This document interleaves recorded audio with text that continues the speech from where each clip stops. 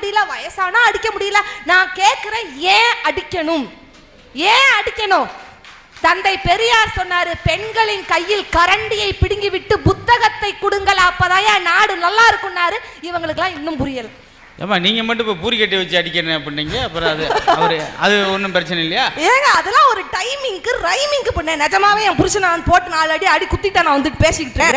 எங்க பெண்களை பத்தி எவ்வளவு சொல்லியிருக்காங்க.